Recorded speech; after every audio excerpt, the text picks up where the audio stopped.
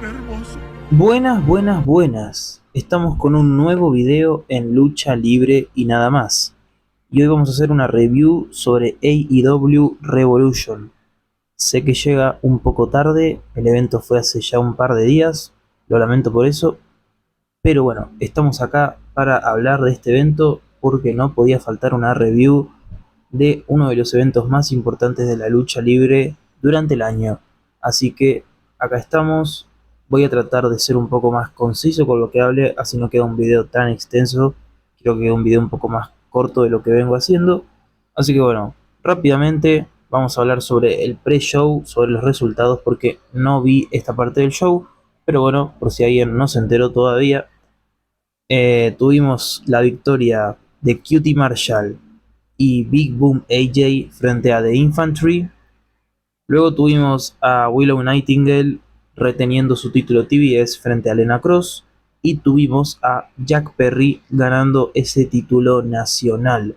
Así que después de comentar esto vamos a pasar rápidamente para la main card, que empezaba con un combatazo entre FTR versus los Young Bucks. Este combate sinceramente lo disfruté muchísimo.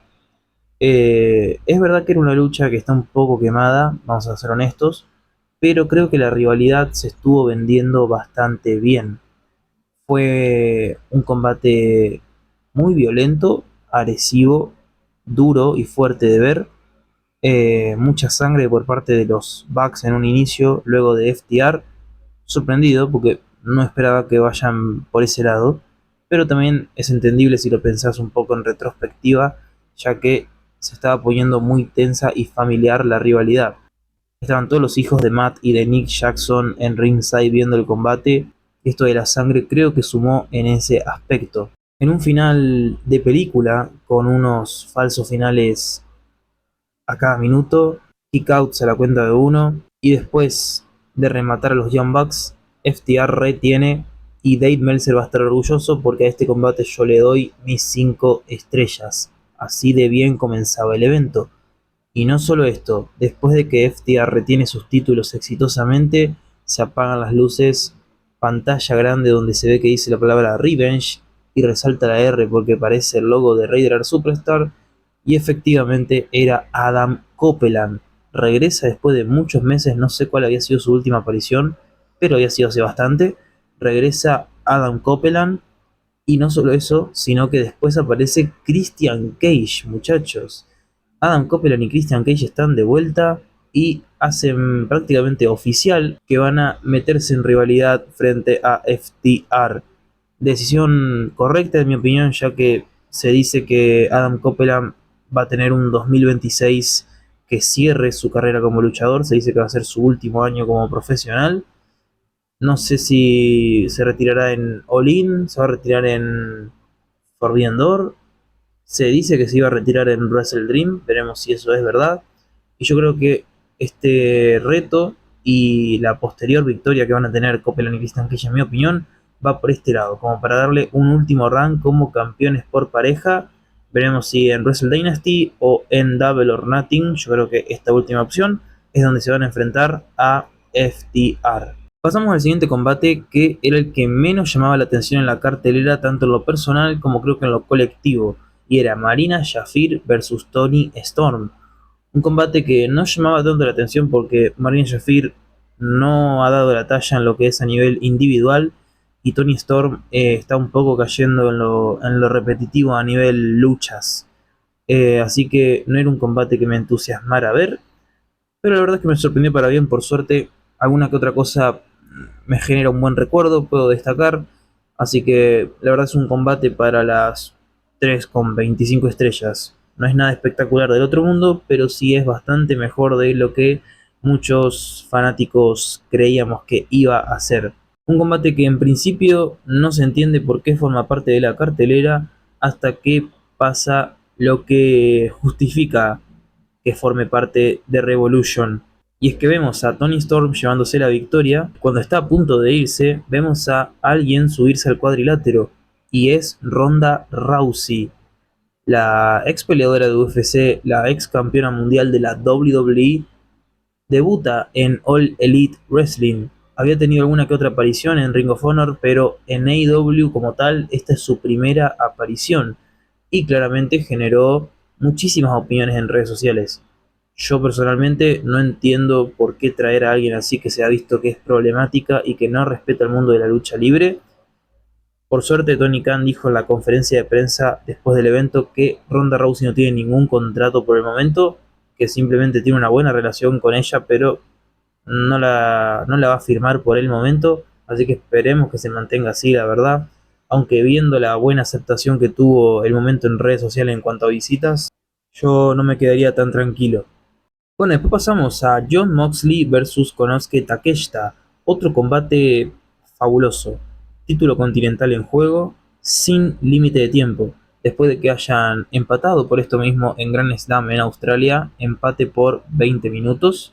Este combate no tenía ningún límite de tiempo, podía durar lo que sea, y efectivamente no sé cuánto duró, pero sí se tomaron su tiempo de trabajar y hacer las cosas muy bien. Sobre todo me quedo con la performance de Takeshita, que nunca decepciona. Es un tipo que lo pones a luchar contra una escoba y seguramente te da un combate 5 estrellas. No se puede creerlo de este tipo. Y Moxley, que sin dudas es el ace de AEW, indiscutiblemente nadie puede decir lo contrario. Es el ace y lo vuelve a demostrar. Combatazo de toda regla y que se lleva mi calificación de 4,75 estrellas. Y esto porque es cierto que el inicio siento que le costó un poco arrancar y se empieza a poner muy bueno durante la mitad y parte final, pero el inicio no es que me haya terminado de encantar. Y sobre todo el ganador. Yo creo que una victoria para Takeshita hubiera sido muy interesante, aunque entiendo que Takeshita probablemente vaya a ir por el título de Okada y teniendo en cuenta lo que pasó después de la lucha, puedo entender la victoria de Moxley y es lo que vamos a pasar a comentar ahora. Y es que después del combate, con Takeshita y Moxley dándose la mano, sale Takeshita del ring, Moxley se está por ir, parece que estamos por pasar a la siguiente lucha dentro de la cartelera, pero se vuelven a apagar las luces y muestran un video donde Will Ospreay termina de confirmar que regresa al wrestling. Lo vemos ahí a Will Ospreay reviviendo como si fuera un alienígena, como si fuera un androide. Y es ahí cuando suena Elevated y entra al ring para atacar a los Dead Riders. Porque recordemos que en Forbidden Door los Dead Riders y Gabe Kidd son los que lesionan a Will Ospreay dentro del kayfabe. Es una decisión ideal, diría yo. La continuidad en la historia está presente. Y es así cuando Will Ospreay entra, Hayden Blade para Pac y para Daniel García y lo mismo para Jon Moxley. Así que probablemente vamos a tener para Wrestle Dynasty o para Double or Nothing un Will Ospreay versus Jon Moxley. Y personalmente me genera mucha emoción porque yo he visto esa lucha de New Japan Pro Wrestling, Windy City Riot, creo que 2022, donde Will Ospreay y Jon Moxley lucharon y fue una absoluta barbaridad. Y ahora que ambos están en un momento diferente de su carrera, creo que van a hacerlo incluso mejor. Así que muchas ganas de volver a ver a Will Ospreay. Veremos qué es lo que lo espera para Dynamite, para Collision, y veremos si termina luchando con Moxley en Wrestle Dynasty o en Double or Nothing. El gran Billy Goat. Bien, después pasábamos a la lucha por los títulos femeninos Tag Team. Willow Nightingale y Harley Cameron versus Megan Bayne y Lena Cross. Voy a empezar diciendo que esta lucha la verdad se sintió muy apresurada, aunque entiendo que pasa un poco también porque Willow Nightingale y Lena Cross venían de luchar en el pre-show, con todo el desgaste físico que eso conlleva evidentemente, y esto fue una lucha bastante breve, creo que no pasó los 6 minutos, y la victoria termina siendo para Megan Bayne y Lena Cross. Me voy satisfecho debido a que Megan Bayne merecía un título hace mucho tiempo, tal vez un individual, puede ser, pero no está nada mal que haya ganado el femenino, es un título más al fin y al cabo. Y Lena Cross, que prácticamente está teniendo unos meses perfectos, debutó en Grand Slam, tuvo un poco de recorrido por Collision y es ahora cuando se corona. El combate la verdad igual muy normalito, lo dejo en 3,5 estrellas.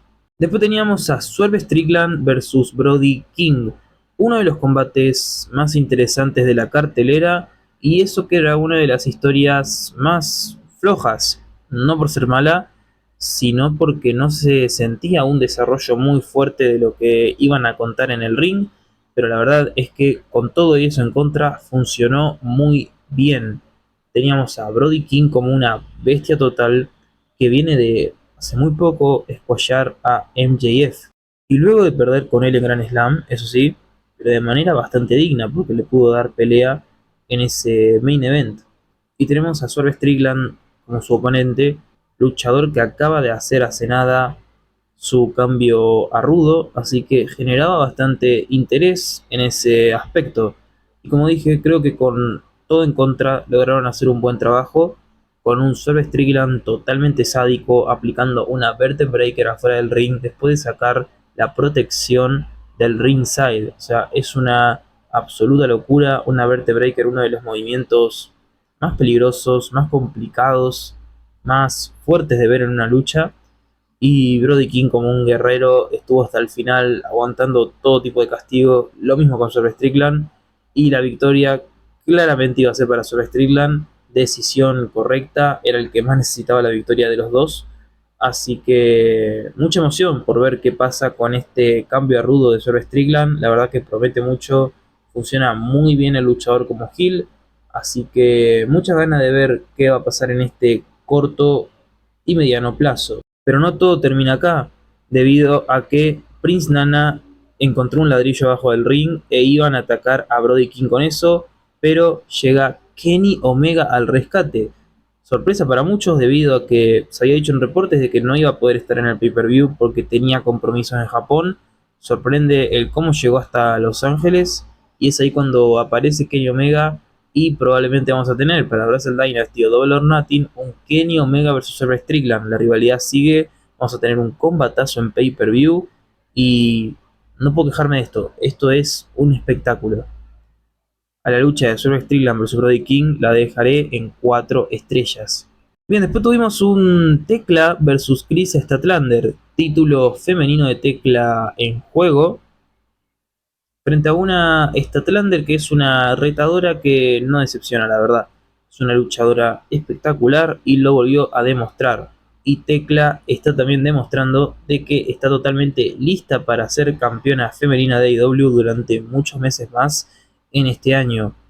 La primera caída termina siendo para Tecla, la segunda para Chris Statlander y en la tercera pasa mi momento favorito de la lucha, y es cuando, después de que el árbitro no permita por nada del mundo que Tecla y Chris se golpeen con un cinturón, es ahí cuando llega Tecla, le saca el cinturón al árbitro y le empieza a pegar a Chris Statlander con el mismo. Momentazo, la verdad, un espectáculo tremendo, muy gracioso y entretenido de ver, y es así como Tecla se lleva la victoria y retiene su título femenino de AEW. La verdad que el combate me gustó bastante, a nivel femenino el mejor de la noche y lo dejaré en 4,25 estrellas. Después teníamos a la Don Callis Family, es decir, Kai Fletcher, Mark Davis y Kazuchika Okada frente a Jet Speed, Mike Bailey, Kevin Knight, quienes venían acompañados de Místico. Combate sacado de la manga por parte de Tony Khan, pero se entendía que dentro del kayfabe Jet Speed buscaba un compañero ya que Hackman Page no iba a poder acompañarlos y acudieron a Místico. Primero y principal me gustó mucho esa entrada especial con el tema de Me Muero y con Mike Bailey y Kevin Knight homenajeando a Místico tanto en su vestimenta como en una máscara personalizada por parte de los dos. La verdad que muy buen detalle, muy bonito. Y Mike Bailey se sabía Me Muero de memoria y quien no se sabe ese temazo igualmente, así que lo bancamos. Sobre el combate como tal, muchísima química entre todos. La verdad es que se disfruta mucho el cómo AEW buquea los combates de 3 versus 3. Es simplemente tremendo y asombroso. Y es así como tuvimos ahí careos interesantes como Okada con Místico. Tuvimos a Mark Davis con Kevin Knight. Tuvimos a Kai Fletcher otra vez con Mike Bailey haciendo pura magia. Y lo único por ahí relativamente malo es que Místico bocheó bastante, lamentablemente. Pero bueno, el combate Fue muy divertido igualmente, es un combate muy bueno, o sea, tampoco es que Místico bochó todo lo que hizo, no, no, no, es una forma de decir nomás. La verdad que hizo un buen papel a pesar de sus boches, pero no podía salir mal esta lucha, o sea, tenías a Místico, leyenda del Consejo Mundial de Lucha Libre, tenías a Jet-Speed y de otro lado tenías a Kazuchika Okada, Kai Fletcher, Mark Davis. No, no, no, no podía salir mal esto. Y es por eso que le doy 4 estrellas, con una victoria de Jet Speed y de Místico, que en un principio me pareció raro, no me gustó esa decisión. Un poco lo que me jugó Revolution toda la noche, con lo que venía a pasar después, logré entender un poco más el resultado, y es que se anuncia que Místico es All Elite y se convierte en el cuarto luchador en conseguir contrato dual con el Consejo Mundial de Lucha Libre. Se une al selecto grupo de Perséfone, Hechicero y Máscara Dorada como los luchadores que tienen contrato dual entre AEW y el CMLL.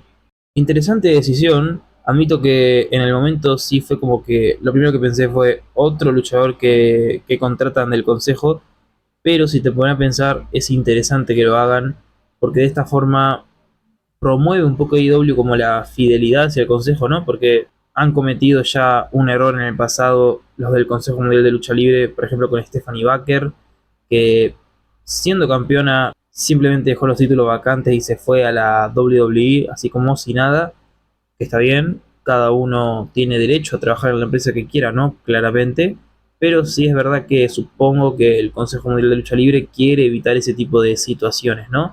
Y es por eso que aporta con este contrato dual AEW. Me parece una buena decisión, también por el hecho de comodidad, ¿no? Porque un contrato dual de México y Estados Unidos tiene sentido, es un viaje que puede ser corto, que puede no durar casi nada.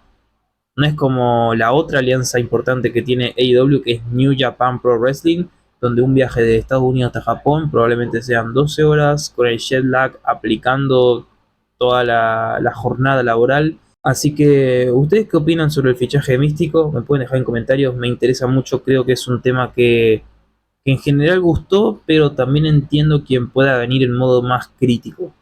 Bien, después tuvimos a Andrade versus Bandido. Lo dije en mi video de qué esperar de AEW Revolution. Yo pensaba que este combate iba a ser el mejor de la noche y estaba muy alejado de la realidad. Me siento un poco decepcionado con lo que fue este Andrade contra Bandido. ¿Cómo empezar, no? Porque siento que en redes la opinión es muy positiva hacia esta lucha. En mi caso no es así. Siento que no hubo esa química que tiene Andrade con otros oponentes o que tiene Bandido. Siento que le costó arrancar a la lucha unos primeros minutos muy lentos. Los spots estuvieron dentro de todo bien. Me gustó ese 21 Plex Suplex que hace con Andrade tirado en el piso Bandido. Muy interesante, la verdad. No lo había visto nunca aplicado de esa manera. Hay un spot también del remate de Andrade desde la tercera cuerda, muy bueno también de realizar y complejo. Pero como digo, no me terminó de fascinar la lucha. Sentí que iba muy lenta por momentos, que no quería despegar en ninguna circunstancia. Así que voy a tener que dar el combate 3 estrellas con 75. Después teníamos un combate de tríos. Teníamos a Darby Allin, Roderick Strong y Orange Cassidy en contra de The Dogs, David Finlay, Gabe Kidd y Clark Connors. Un combate que entiendo por qué estaba en cartelera, pero bueno, tampoco me terminaba de fascinar tanto porque la verdad que la historia estaba siendo un poco infumable ya últimamente. Así que no era un combate que me interesara tanto ver. Pero lo más sorprendente y para mal es el hecho de que hayan perdido los de The Dogs.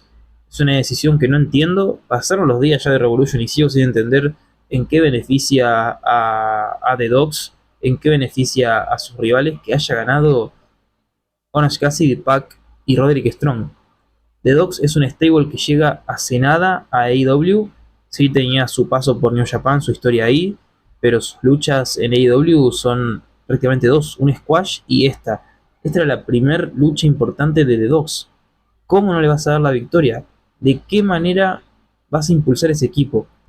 Es lo único con lo que voy a ser crítico en esta review, me parece, porque el evento es muy bueno, pero esta decisión la verdad que no la entiendo por ningún lado. Así que voy a tener que decir eso. Combate como tal, dinámico, entretenido, pero no es la gran cosa, sinceramente. En mi opinión, 3 estrellas con 25. Y pasamos al main event. Una carnicería, como creo que voy a poner en la miniatura, una masacre, una violencia artística. MJF versus Hangman Adam Page, título de AEW de MJF en juego. Si Hangman perdía esta lucha, no podría retar nunca más en su carrera por el título máximo. ¿Qué decir de esta lucha, muchachos? Tremendo, tremendo. Tengo cosas para criticarle que voy a estar mencionando ahora más adelante, pero en general es un combate totalmente sádico y violento como la estipulación ameritaba una Texas Deathmatch, pero es que a veces parece que AEW no va a pasar límites con tema de violencia y lo hace. Y no lo digo como algo malo. Creo que a nivel producto, a nivel identidad empresarial de lucha, este tipo de cosas suman bastante en AEW. Estamos viendo un combate Texas Deathmatch en televisión por pago. O sea, qué absoluta locura.